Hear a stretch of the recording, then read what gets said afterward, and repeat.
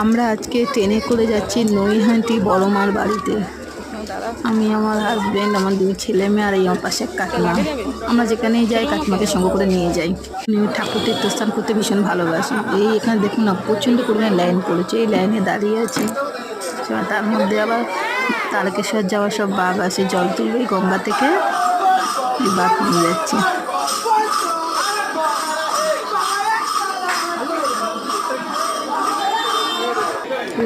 Line মানে মারাত্মক line. কখন লাইন দিয়েছি, 11টা 12টায় পুজো হয়েছে।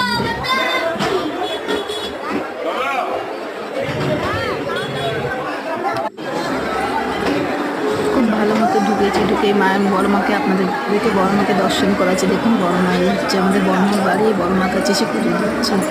দেখে মনটাও ভরে গেল, খুব শান্তি পেলাম। জয় বড় মা।